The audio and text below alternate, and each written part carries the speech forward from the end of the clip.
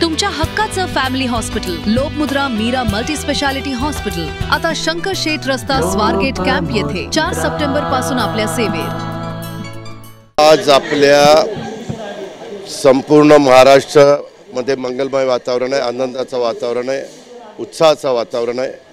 बघता बघता 10 दिवस गणरायाचं आगमन होऊन झाले आणि आज गणपती बाप्पा मोरया पुढच्या वर्षी लवकर या अशा पद्धतीनं सगळ्यांच्या मनामध्ये तोंडामध्ये ते वाक्य येण्याचा दिवस उजाडलेला आहे। सर्वांनी खूप उत्साहाने ह्या गणेशोत्सवामध्ये भाग घेतला। त्याच्यामध्ये कायदा सुव्यवस्था चांगली ठेवण्याचा प्रयत्न पोलीस दलांनी व्यवस्थितपणे त्या ठिकाणी केला।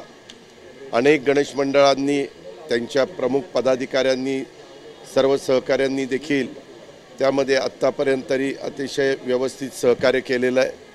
आज विसर्जनाची मिरवणूक महाराष्ट्रात नव्हे तर अनेक ठिकाणी सगळीकडेच निघणार आहे आणि ते विसर्जनाची मिरवणूक निघत असताना पुणेकरांनी किंवा वेगवेगळ्या मंडळांनी अशी अपेक्षा केलेली आहे, आपले मानाचे जे 5 गणपती असतात त्याची सुरुवात ही वेळेमध्ये व्हावी 9 साडेनऊ पर्यंत आणि 24 तासाच्या आत सगळ्या मिरवणुका पार पाडल्या जाव्यात, त्याच्यात व्यवस्थितपणे विसर्जन व्हावं। ह्यावेळेस अनेकदा अनेक सन्माननीय लोकप्रतिनिधींनी सीपींनी पोलीस यंत्रणेनी यांच्याबरोबर चर्चा केली मंडळांच्या बरोबर आणि त्यांना विनंती केली की बाबा यामध्ये काही खूप मोठ्या प्रमाणावर तिथं विलंब लागतो आणि बाकीचे मंडळ मग कंटाळून जातात किंवा ते म्हणतात किंवा आम्हाला पुढं जायचं आहे, मग आम्हाला तुम्ही पुढं का जाऊन देत नाही, अशा थोडीशी चर्चा ही ह्यावेळेस निर्माण झाली। परंतु सगळ्यांनी मग एकवाक्यता केली आणि आपण जरा लवकर मिरवणूक सुरू करू, मानाचे गणपती लवकर त्या ठिकाणी सुरुवात करतील आणि साधारण ते गणपती गेल्यानंतर बाकीचे गणपती त्याच्यामध्ये सहभागी होतील। वेगवेगळ्या प्रकारच्या मिरवणुका असतात, त्याच्यामध्ये वेगवेगळी मंडळं जी आहेत, काही जण रोषणाई करतात, ते अंधार पडल्यानंतर ती व्यवस्थितपणे दिसते म्हणजे लाईट्स वगैरे त्यांचे असतात।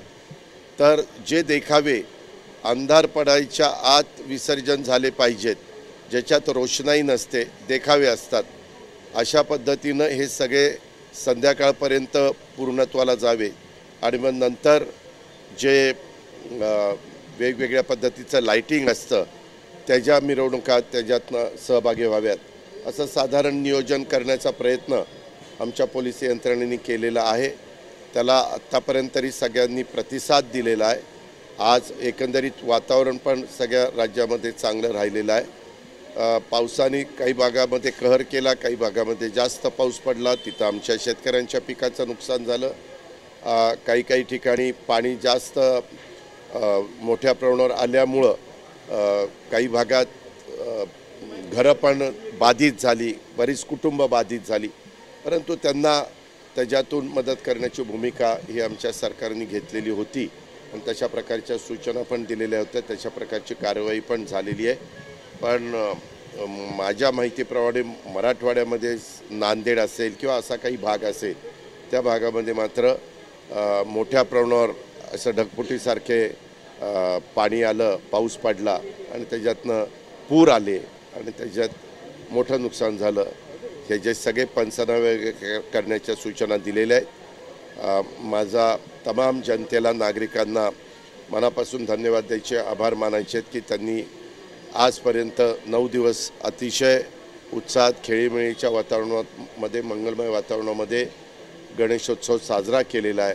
अनेकांनी आपापल्या घरी पण देखील गणेशोत्सव साजरा केलेला आहे आणि आज त्याचा समारोप देखील विसर्जन देखील अतिशय व्यवस्थितपणे पर्यावरणाचा पूर्णपणे विचार करून आपण आवाहन केलेलं आहे की साधारण 6 फुटाच्या आतले उंचीचे जे गणपती आहेत ते आपण कृत्रिम जे काही तलाव केलेले आहेत किंवा व्यवस्था केलेली आहे त्याच्यात त्यांनी विसर्जन करावं।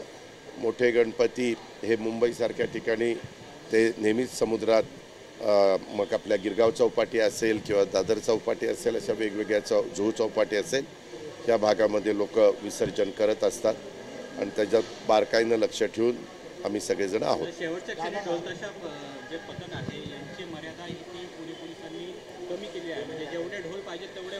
एक मिनिट, पोलिसांनी कमी केलेली नाही रे बाबा, ती कोर्टाने तशा पद्धतीनं आदेश दिलेले आहेत. आपण न्यायव्यवस्था सांगती तशा पद्धतीनं त्या आदेशाचं पालन करतो.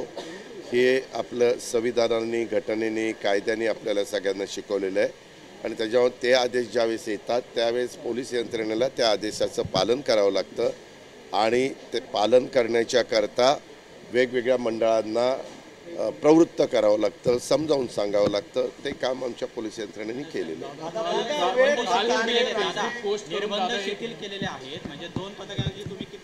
अरे बाबा, त्याच्यात नाही, त्यामध्ये आपण काही चौक आहेत ना महत्त्वाचे, तिथं ज्यावेळेस अशी पथक, लेझिम पथक असेल, ढोल पथक असेल, वेगवेगळी पथक हे थांबतात आणि ते त्यांचा एक खेळ तिथं करतात. म्हणजे तेवढा कार्यक्रम होईपर्यंत ते पुढं सरकत नाही. आपण त्यांना विनंती केलेली आहे की असं करू नका, तुम्ही तुमचं चालतच तुमचा लेझिम असेल, ढोल असेल, या पद्धतीनं ते म्हणजे चालतच ह्या सगळ्या गोष्टी करा असं आपण आव्हान केलेलं आहे.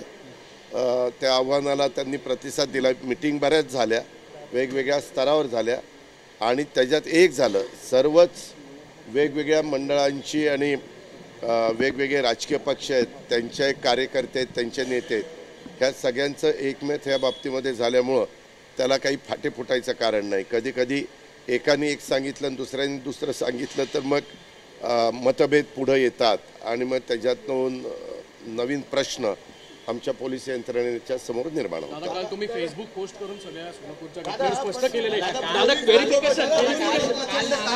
तुमच्या हक्काचं family hospital Lokmudra Meera multi speciality hospital आता शंकर शेठ रस्ता स्वारगेट कॅम्प येथे 4 सप्टेंबर पासून आपल्या सेवेत.